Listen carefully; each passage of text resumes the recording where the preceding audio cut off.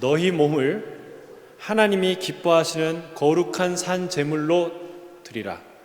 그것이 너희의 드릴 영적 예배니라 라고 말씀하세요. 예배는 삶으로 완성됩니다. 그럼 따라하겠습니다. 예배는 삶으로 완성됩니다. 하나님이 지금 이스라엘 백성을 출애굽시키셔서 거룩한 나라, 제사장 나라, 거룩한 민족이 되게 하나님이 세워가고 있는 거예요. 그런데 성막 제도나 제사장 민족을 세우기 위해서 성막 제도나 아니면 어떤 제사법에 대해서 가르치시기 전에 이런 구구절절한 좀 읽기도 지루하고 복잡한 것 같은 이런 율법들, 법률들을 우리에게 먼저 주십니다.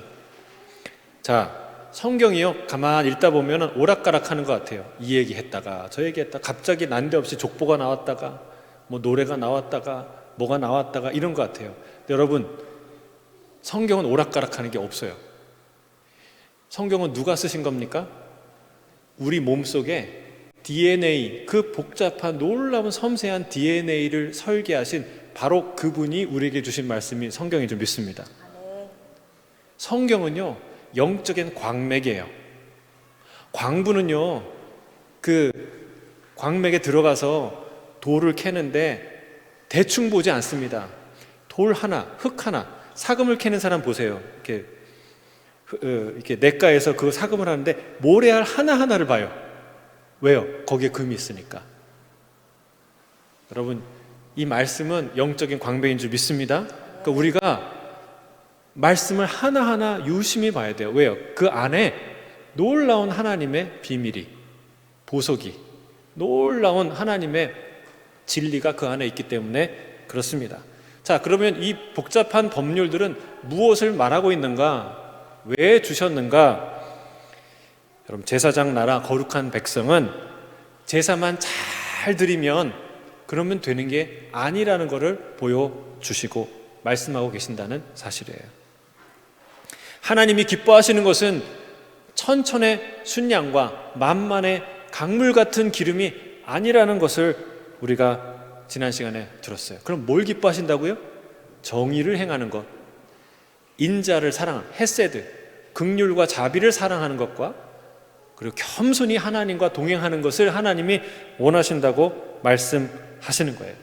그래서 이 규례, 이 율법들, 이 법률들을 통해서 하나하나 우리에게 정의는 이렇게 행하는 거야, 긍휼과 자비는 이렇게 사랑하고 베푸는 거야, 이렇게 하나님과 겸손히 동행하는 삶을 살아야 되는 거야 라는 것을 하나하나 구체적으로 가르쳐주고 계시는 거예요. 그러니까 이 율법을 여러분 우리가 대충 읽으면 되겠습니까? 아니요. 자세히 묵상해야 돼요. 깊이 생각해야 돼요.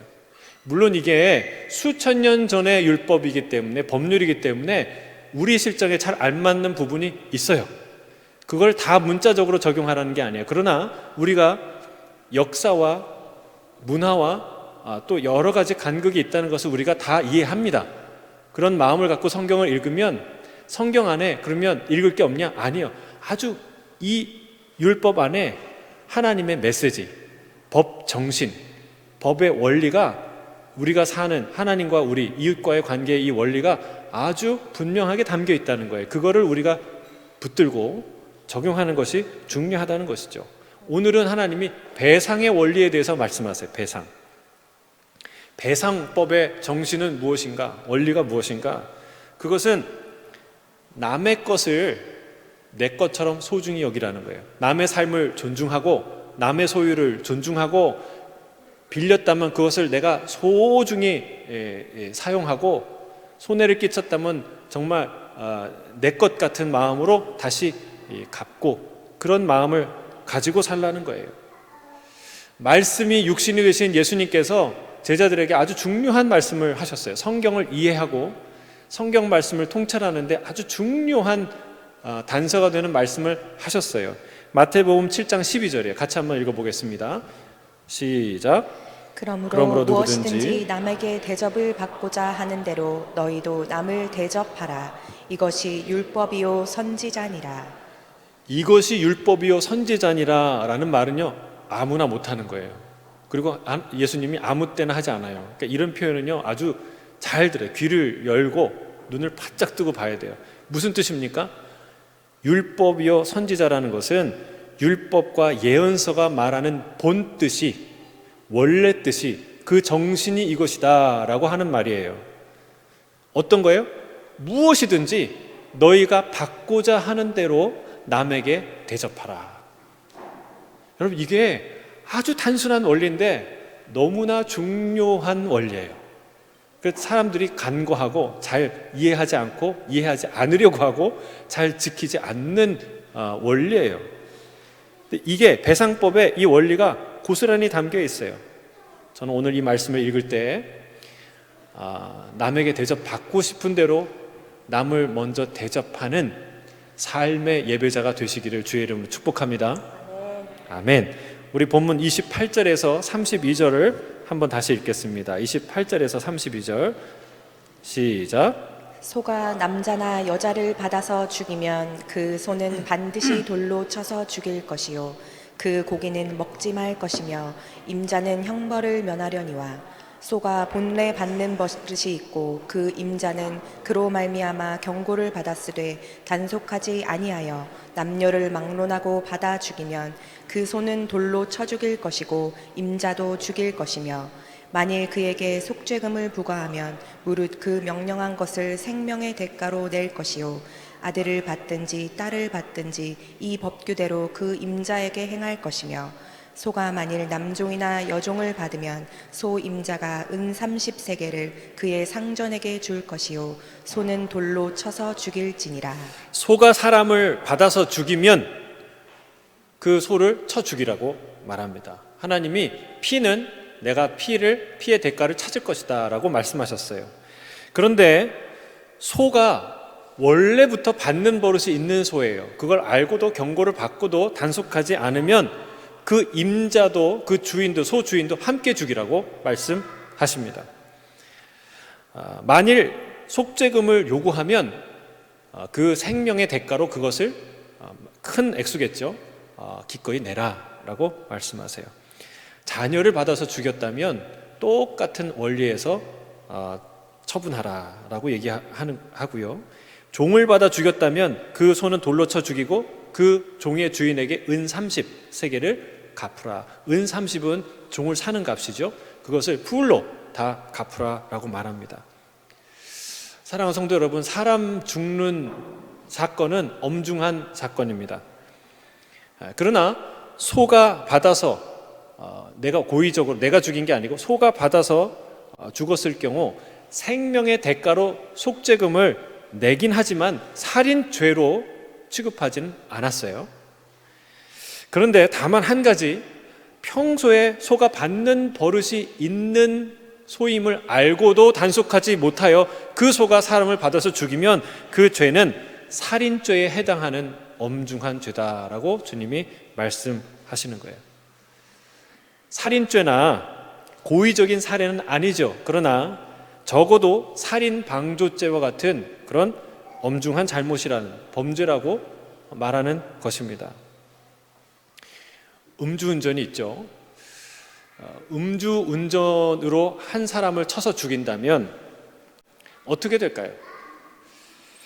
한국의 경우는요, 찾아보니까 음주운전으로 사망에 이르게 한 경우는 최대 무기징역, 최소 3년 이상의 징역이에요. 그러니까 굉장히 무거운 형량이죠. 왜 이렇게 무겁게 다룰까요? 여러분, 음주운전은 살인 행위나 거의 똑같은 행위라는 것을 알기 때문에 그렇습니다. 사고를 낸 사람도 딱하죠. 사고를 냈고 그 처분을 받아야 되고 얼마나 힘듭니까? 근데 사고를 당한 사람의 입장을 한번 생각해 보세요. 내 아들이 음주운전 차에 치여서 죽었어요. 여러분, 그 마음이 얼마나 고통스럽겠어요. 찢어지겠어요. 화가 나고 억울하겠어요. 여러분, 이 음주운전자는요, 평소에 들이받는 버릇이 있는 소를 관리하지 않아서 그 소가 누군가를 쳐서 죽인 그 관리소홀의 죄와 똑같은 잘못을 한 것이에요. 그 대상은 소가 아니라 자기 자신이죠.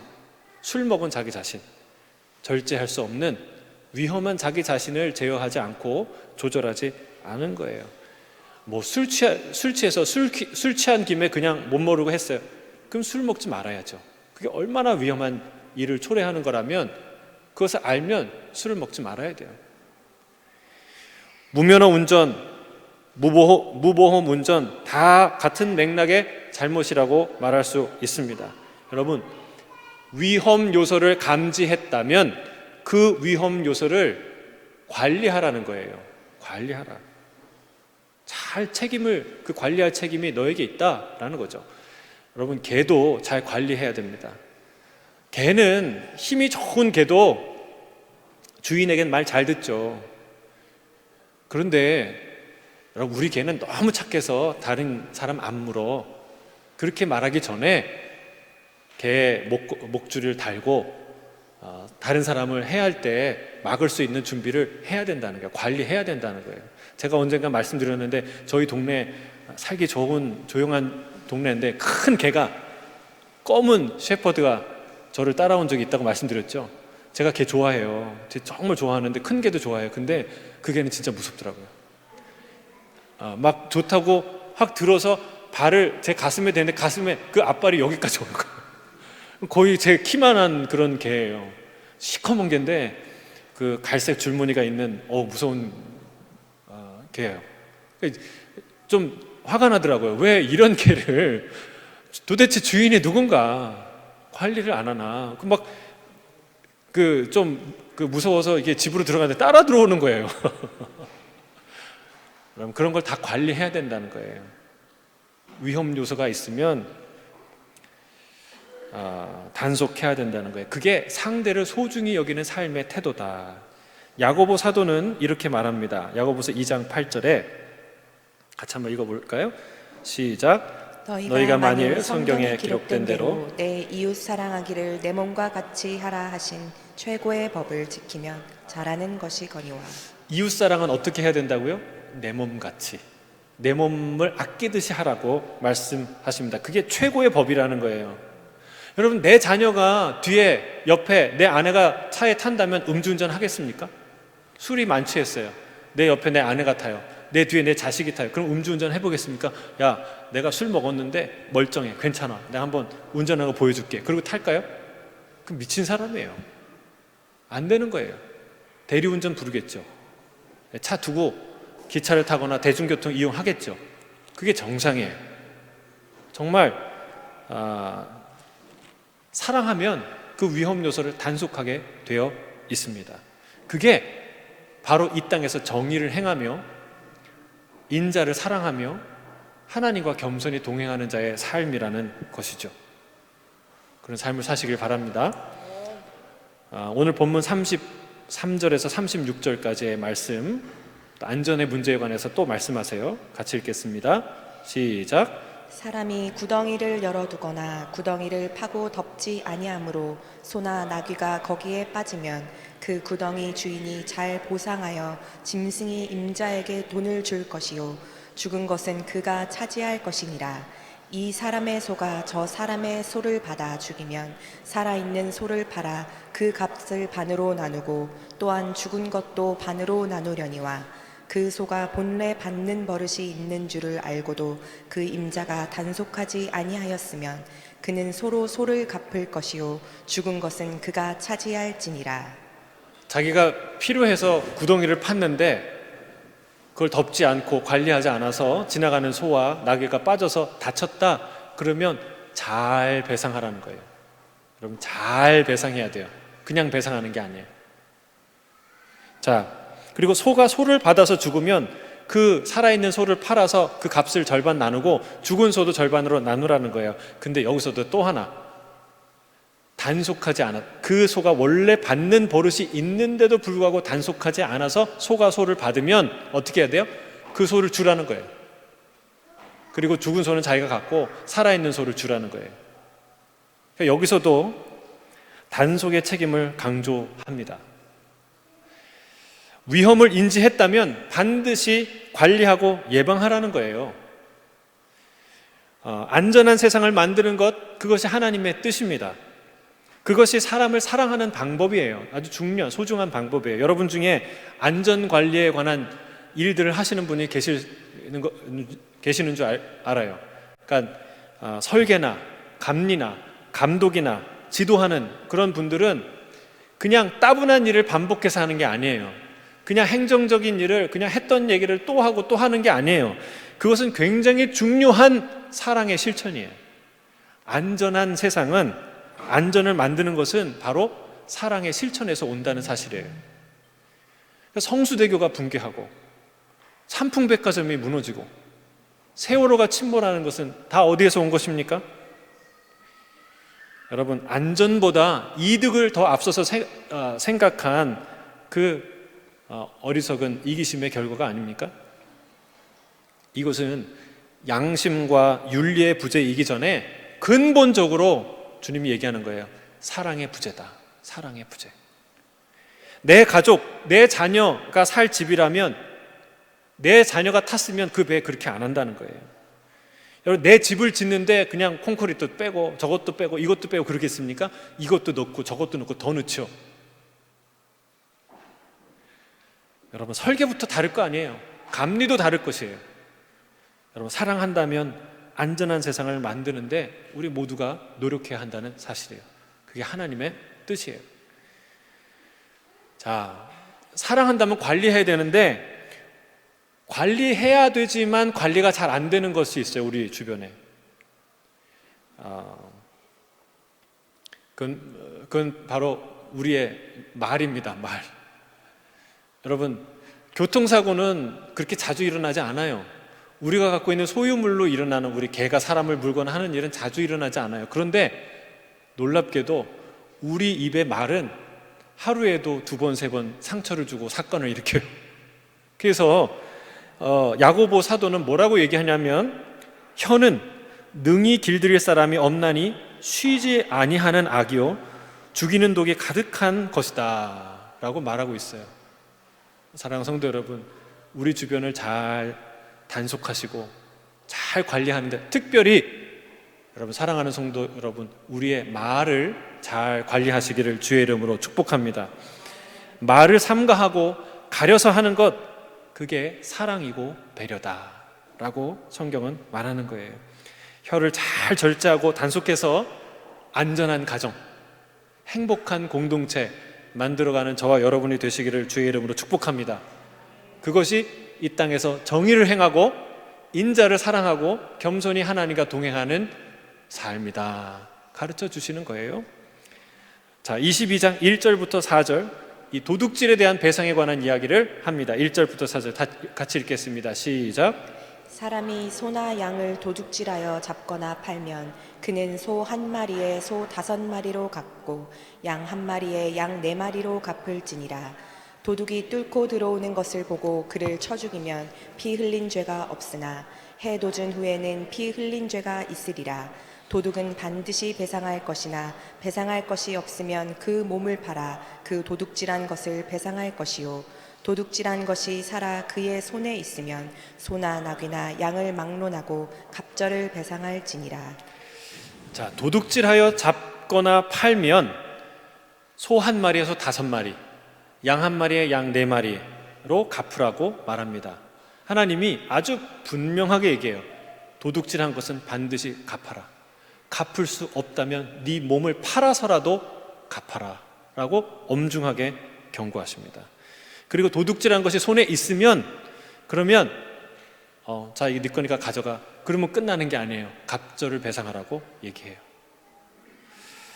도둑질은요, 우리 삶의 안전과 신뢰를 깨뜨리고 뺏어가는 아주 악한 행동이에요. 위험한 행동이에요. 그래서 하나님이 2배 갑절, 혹은 4배, 혹은 5배를 갚으라고 하십니다. 아주 엄중한 경고죠. 근데 비율이, 양은 1마리 훔쳤으면 4마리를 갚으라고 그러고 그러는데 1대4인데, 소는 더 비싼데도 불구하고 5마리를 갚으라고 그래요. 좀 비율이 안 맞지 않아요? 왜 그럴까요? 가중처벌이에요. 가중처벌. 할증 배상 같은 거예요. 그러니까 징벌적 배상이죠. 중한 범죄일수록 더 큰 처벌을 내리는 거예요. 이런 일이 어디에 있었냐? 여리고 전투에서 아간이라는 사람이 하나님의 물건을 훔쳤어요. 그러니까 시날산에 고운 외투 한 벌을 훔쳤어요. 그리고 은 200세겔, 금 한 덩어리를 숨겼어요. 근데 사실은 전쟁에서 전리품을 취하는 거는 그냥 당연한 전쟁에 참여한 자의 권리이기도 해요. 할 수 있죠. 근데 중요한 건 뭐예요? 이 전쟁은 하나님의 전쟁으로 선포된 전쟁이에요. 그리고 모든 것은 다 하나님의 것이다 라고 선포한 상태였어요. 그러니까 그가 일반 절도죄를 졌으면 2배를 갚거나 4배를 갚으면 이제 될 텐데, 이 사람은요 돌에 맞아 죽습니다. 그와 그의 가족과 그의 모든 재산을 다 돌에 던져서 돌 무더기를 쌓아 올려요. 그게 아골골짜기예요. 여러분, 왜 그렇습니까? 여러분, 이게 이 징벌적 배상의 개념이에요. 더 중요한 죄를, 더 무거운 죄를 진 사람에게 더 가중처벌을 하는 그런 원리죠. 하나님이 엄중한 경고를 하시는 거예요. 왜 이런 경고가 필요할까요? 여러분, 이 도둑심보에는 경계선이 모호해요. 그러니까 도둑심보를 갖고 있는 사람의 대표적인 이 말이 뭐예요? 내 것은 당연히 내 것이고 네 것도 내 것이다. 이 세상에 말도 안 돼, 논리적으로 말이 안 되는데 그런 마음이 있어요, 우리 안에. 그게 도둑심보예요. 내 거는 당연히 내 건데 네 것도 내 거다. 그런 경계선을 아주 분명하게 져주는 게 이 율법이에요. 이 법률이에요. 네 건 네 거고 걔 건 걔 거다. 하나님이 아주 분명하게 금을 거주는 거예요. 여러분, 도둑이 정말 막 유무상통, 그 사도행전에 나온 것처럼 내 것도 네 것처럼 네 것도 내 것처럼 이렇게 막 사용하는 그런 이상적인 공동체입니까? 그렇지 않아요. 도둑은요, 훔치는 사람은요 오히려 더 민감해요. 내 걸 뺏기는 거, 손해 보는 거 더 아주 예민하게 해요. 그러니까 여러분, 일반 사람의 것을 뺏는 것보다 조직폭력배의 돈에 손을 댄다? 그러면 손이 잘리거나 목숨을 잃을 각오를 하셔야 돼요. 논리적으로 말이 안 돼요. 남의 거를 그렇게 함부로 가져가는 사람이 자기 거 가져가면 손을 자르고 목숨을 뺏어요. 논리적으로 말이 안 돼요. 그게 도둑심보라는 거예요. 그런 마음을 가졌으니까 그런 행동을 하겠죠. 그러니까 하나님이 그거 결코 하지 말라고 선을 그어주시는 거예요. 생각해 보세요. 내 소중한 물건을 누가 뺏어가는 거 기분 좋겠어요? 얼마나 속상하겠습니까? 뿐만 아니라 내 아이디어를 누가 훔쳐가고, 내 성과를 훔쳐가고, 내 명예를 훔쳐가고, 내 자녀를 훔쳐가고, 내 가족을 훔쳐간다면, 내 아내와 내 남편을 훔쳐간다면, 여러분, 그 마음이 어떻겠습니까? 그 사람의 안녕과 행복과 모든 신뢰들은 다 깨지는 거예요. 그런데 그 짓을 왜 남에게 하냐고요? 그거 하지 마라. 그거 하면 절대 안 된다. 하나님이 아주 엄중하게 경고하고 있는 말씀이에요. 여러분, 남의 것에 손대지 않고 내 것은 내 것이고 내 것은 내 것이다, 이렇게 존중하며 사는 저와 여러분이 되시기를 바랍니다. 그래서 남이 아무리 많이 가졌어도 그거 부러워하지 마세요. 그거 다 그 사람 것은 그 사람 거예요. 여러분, 너무 적게 가졌다고 저거 가져오면 균형을 이루지, 사회 정의를 이루지, 여러분, 그렇지 않습니다. 여러분, 슈퍼맨도 홍길동도 그 어떤 존재도 하나님의 정의로운 심판을 대신할 사람은 이 땅에 아무도 없다는 것을 알아야 돼요. 하나님만 하시는 거예요. 자, 근데 여기 오늘 도둑에 관한 이야기를 하는데 아주 특이한 그 조항이 있어요. 2절과 3절 상반절에 이런 표현이 있습니다. 도둑이 뚫고 들어오는 걸 보고 쳐서 죽이면 죄가 없다. 그런데 문제는 해가 떴을 때, 대낮일 경우에 그걸 보고 가서 쳐 죽이면 죄가 있어요, 없어요? 죄가 있어요. 왜 그럴까요? 왜 그럴까요? 여러분, 도둑이기 전에 사람이라는 거예요. 사람이에요. 여러분, 우리가 도둑을 도둑이라고 안 불러요. 뭐라고 해요? 도둑놈이라고 불러요. 그래서 도둑놈은 맞아도 싸고 맞다가 죽어도 싸고 그렇다고 생각해요. 안 된다는 거예요. 그렇게 하지 말라는 거예요. 하나님이 종도, 여종도 그 인권을 다 챙기시는데 심지어는 범죄자의 인권까지 하나님이 챙기세요. 그러니까 아무리 화가 나도 맞아 죽을 짓을 해도 그렇게 하지 말라는 거예요. 여러분, 이게 얼마나 놀라운 얘기예요. 그래서 내가 도둑이 들어와서 내 물건을 훔쳐가려고 하는데 나는 뭐예요? 피해자죠. 절도의 피해자인데 그를 일부러 보고도 일부러 때려 죽이면, 괘씸해서 때려 죽이면 뭐예요? 그 범죄의 본질이 바뀌는 거예요. 살인 피의자로 내가 바뀌는 거예요. 그래서 여러분, 이게 눈에는 눈, 이에는 이라는 원리를 주신 이렇게 동해보복법이라고 하지만 상해 배상의 원칙이라는 거예요. 너가 받은 피해 이상은 피해를 주지 마라. 아니, 도둑이 넘어오는데 가서 때려 죽이면 되겠습니까? 쫓아내야죠. 그리고 잡아서 경찰에 넘겨야죠. 자기가 이건 때려 죽일 놈 하고 하면은 안 된다는 거예요. 여러분, 절대로 그렇게 하면 안 된다. 과도한 보복을 해서는 안 된다. 하나님이 가르쳐 주십니다. 우리는 얼마나 한 대 맞으면 7배로, 77배로, 그게 람에게 얘기 아닙니까? 람에게 고백이 왜 거기에 족보에 나와 있어요? 그게 이 폭력적인 우리의 심성, 이 땅의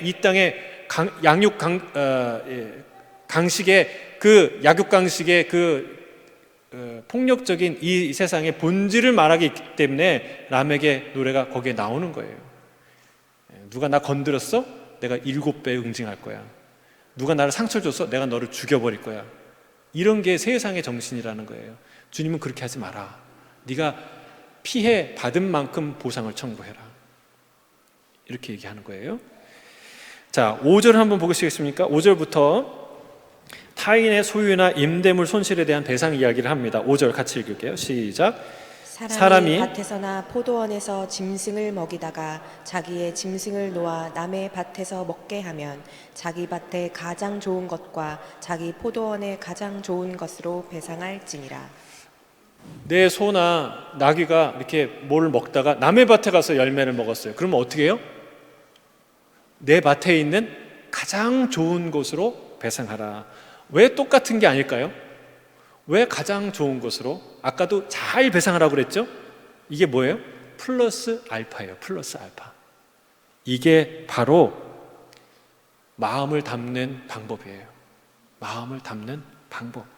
진정 반성의 마음을 전달하는 배려가 바로 여기에 있습니다. 피해를 입은 것, 너 하나 내가 피해를 줬지? 그럼 하나 내가 갚았어. 다 됐어. 이제 끝이야. 이런 마음으로 하지 말라는 거예요. 미안해. 정말 피해를 줬구나. 신경 쓰게 했고 속상하게 했구나. 참 미안하다. 그리고 플러스 알파를 주라는 거예요. 그게 진정한 사과예요. 진정한 마음을, 그 상대방의 마음을 배려하는 거예요. 그러니까 내가 없는데, 줄 수 없는데 배째라, 이게 아니라, 그리고 내가 갚았으니까, 돈으로 다 했으니까, 그러니까 내가 할 거 다 했지, 이게 아니라 내가 미안하다. 정말 미안하다. 얼마나 힘들었겠냐. 이렇게 배려하는 마음, 플러스 알파를 넣으라는 거예요. 그게 배상의 아주 중요한 원리입니다. 자, 6절에서는요, 밭에 불을 놓았는데 아직 수확하지 않은 이웃의 밭을 태우면 반드시 배상하라는 거예요. 지극히 당연한 일이에요. 근데 왜 지극히 당연한 말을 하나님이 할까요? 지극히 당연한 거를 당연하게 안 하는 사람이 있기 때문에. 그게 우리 심성이에요. 당연한데 안 하고 싶어요. 그냥 외면하고 싶어요. 여러분, 당연한 일을 당연하게 하시기를 바랍니다.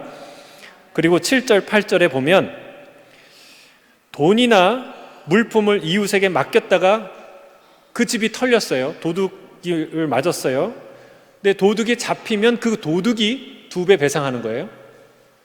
근데 잡히지 않았을 경우는 함께 제사장의 재판장에게 가서 조사를 받으라고 말합니다. 9절은 물건을 맡긴 자가 맡은 자의 소유 중에서 이게 내 거다. 내가 아이폰을 맡겼는데 분실했어요. 근데 나중에 보니까 그 사람이 들고 다니는 게 내 아이폰 같아. 이거 내 거예요 라고 그런 생각이 들면 가서 재판장에 가서 재판 받으라는 거예요. 그리고 그 판결대로 하라는 것이죠. 여러분, 이 일도 지극히 당연한 일입니다. 맡은 물건이 없어지면 물건 맡은 자가 가장 먼저 의심의 대상이 될 수 있어요. 이거 갖고 마음 상해하지 말고 그걸 잘 소명하면 된다는 거예요. 그리고 진짜 악한 생각으로, 악한 마음으로 그렇게 하는 사람도 있기 때문에 이런 조항이 있는 것이죠. 자, 10절과 11절 같이 읽어볼까요? 10절, 11절 시작.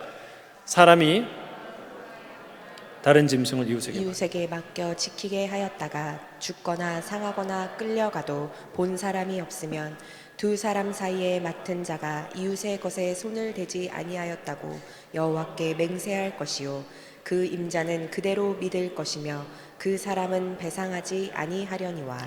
자, 소나 양과 같은 짐승을 이웃에게 맡겨서 지키게 하다가 그게 죽거나 상하거나 없어지면 맡은 사람, 그 맡았던 사람이 나 손대지 않았어 라는 것을 하나님 앞에서 맹세하라는 거예요. 그러면 배상할 책임에서 면제된다라고 얘기해요. 자, 어떻게 들으면 좀 황당한 법인 것 같아요.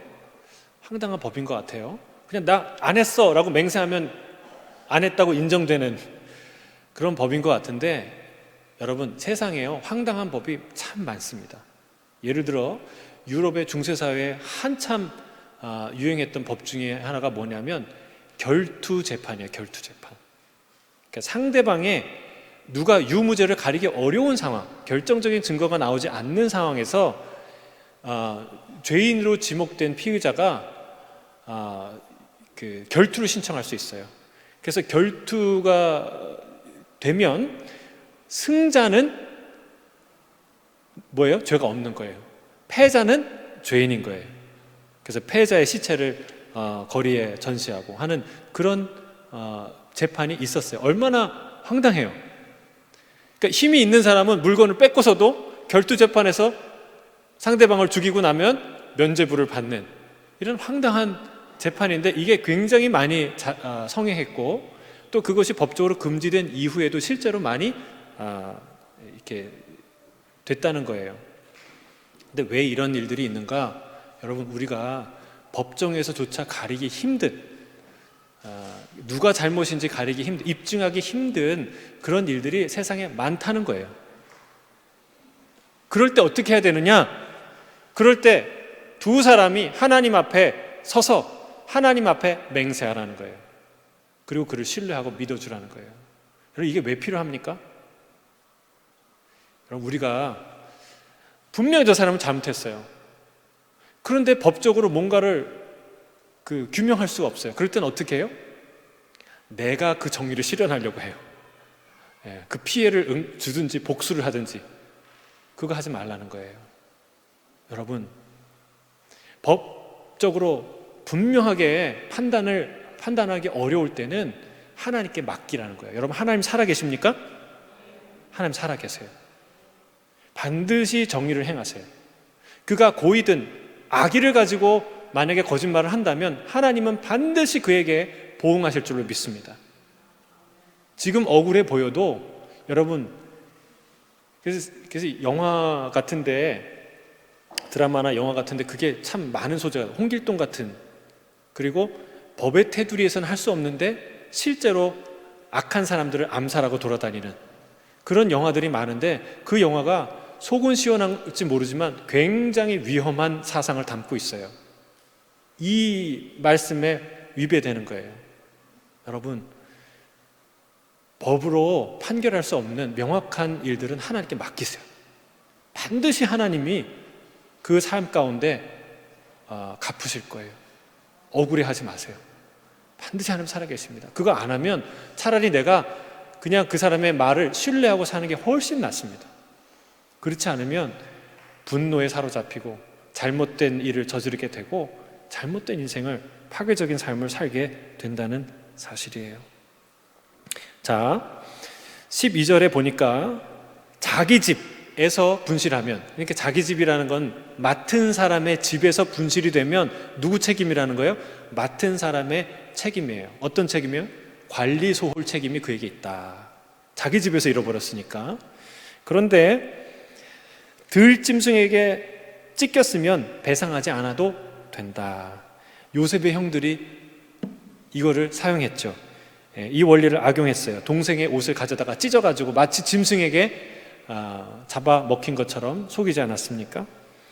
14절에 보면 이웃에게서 빌려온 것이 상하거나 죽으면 반드시 배상하라고 말합니다. 당연한 거죠. 근데 15절에 이 말씀을 해요.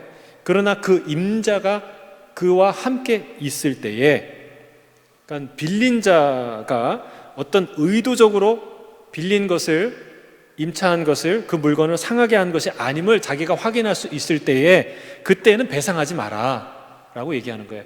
그동안 받은 세로 족하다라고 얘기하는 것이죠. 그러니까 빌린 사람이 고의적인 의도나 얼토당토하지 않은 비상식적인 행동을 통해서 원주인에게 피해를 입힌 게 아니라면, 사고가 난 거라면, 그러면 그것까지 받아내려고 그렇게 모질게 하지 마라 라는 얘기예요. 여러분, 그렇지 않습니까? 내가 내 물건 갖고도 사고 나죠. 그렇죠? 내가 내 소유를 갖고 가다가도 사고가 나고 잃어버리고 부러지는 일이 일어나요. 그러니까 그게 고의가 아니라면, 네가 그걸 봤다면 관대한 삶을 살아라. 빌려줬으니까 네가 갚아라 라고 끝까지 우기지 마라. 근데요, 여러분, 우리는 정말 그렇지 않아요. 야곱의 외삼촌 라반이 어떻게 했어요? 그 인생을 이렇게 다 이렇게 얘기하면서 뭐라고 그랬냐면, 짐승에게 찢긴 것까지 내가 다 보상했습니다 라는 말이 나와요.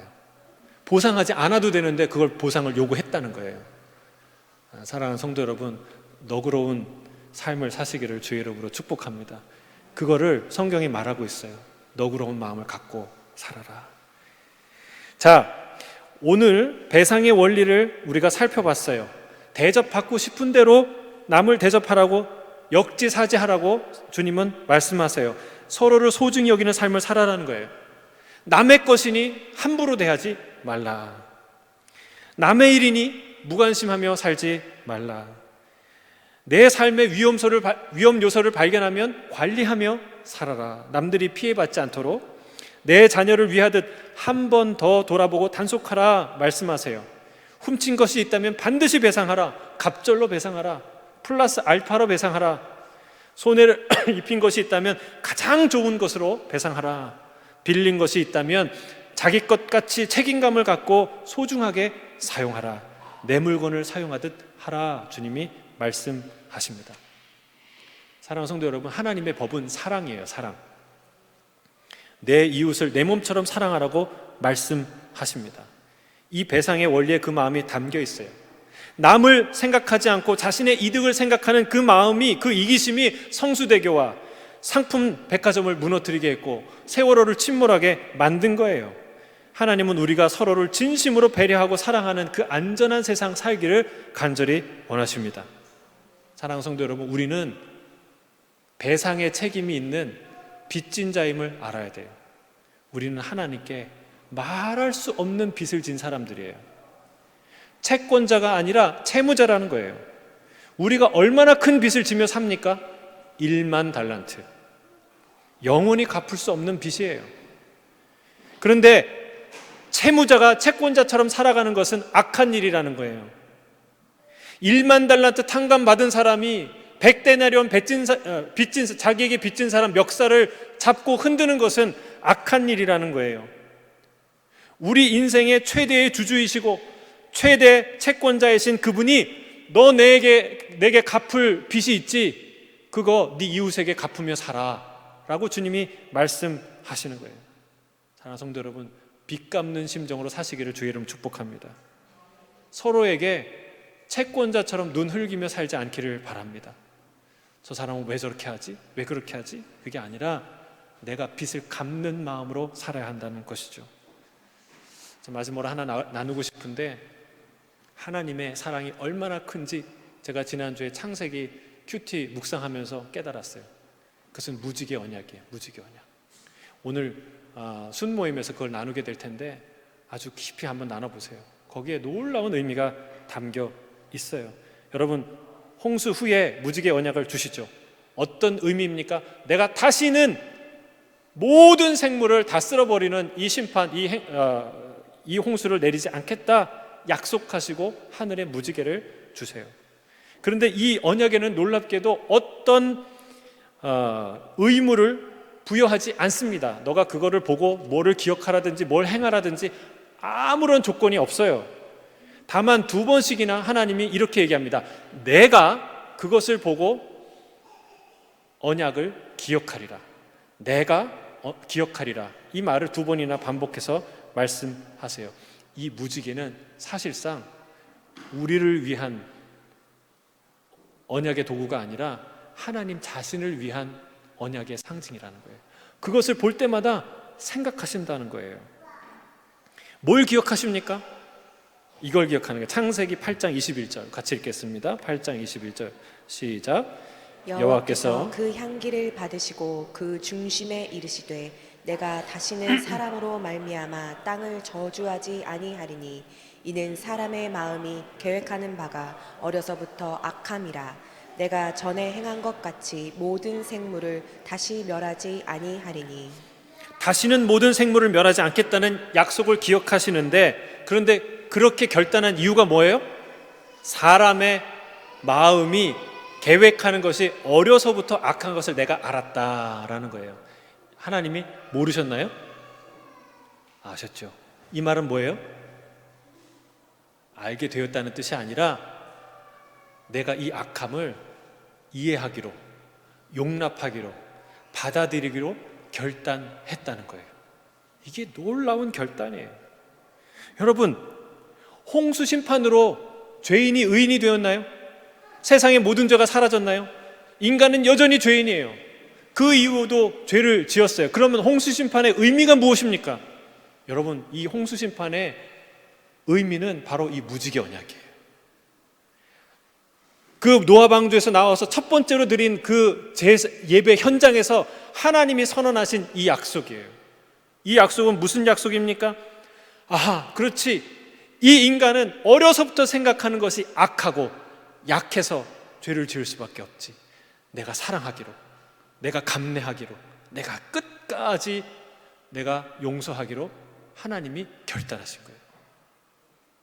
할렐루야. 여러분, 그 이후에, 노아 홍수 이후의 모든 인류의 역사와 삶은요, 바로 그 언약 위에 빚집니다. 그 언약 위에 세워졌어요. 하나님이 그 언약을 잠시라도 잊었다면, 하나님이 그 언약을 잠시라도 없는 걸로 치셨다면 제2, 제3의 노아 홍수를 피할 길이 없었던 거예요. 하나님이 지금도 이 지구상 어딘가에 떠 있는 그 무지개를 보면서 무슨 생각을 하세요? 그래, 내가 다시는 이 땅에 심판을, 다 모든 생명을 멸하는 심판을 하지 않아야지. 그래, 인간은 악하고 약한 존재지. 내가 사랑해야지. 내가 용납해야지. 내가 끝까지 참아야지. 하나님이 그 결단을 지금도 하고 계시다는 거예요. 할렐루야. 여러분, 저 무지개는 저 높이 찬란히 아름답게 빛나고 있어요. 저 무지개는 인류 역사상 가장 높은, 가장 찬란한, 가장 아름다운 빛을 내는 하나님의 사랑의 언약인 줄, 사랑의 징표인 줄 믿습니다. 여러분, 그 사랑으로 우리를 하나님이 사랑하시는 거예요. 오늘 말씀을 마무리합니다. 빚 갚는 심정으로, 채무자의 심정으로, 배상해야 될 책임이 있는 자의 심정으로 사시기를 주의 이름으로 축복합니다. 부도수표 쥐고 살지 마십시오. 내가 돌려받아야 될 액수보다 갚아야 할 액수가 훨씬 더 많다는 것을 기억해야 할 줄로 믿습니다. 주님은 그 빚을 서로에게 갚으라고 하십니다. 위험은 단속하고, 손해는 배상하고, 마음은 배려하는 삶을 사는 것이 바로 이 땅에서 정의를 행하며 인자를 사랑하며 겸손히 하나님과 동행하는 자의 삶이라고 주님이 말씀하십니다. 그런 아름다운 인생 사시기를 주의 이름으로 축복합니다. 우리 함께 기도하겠습니다.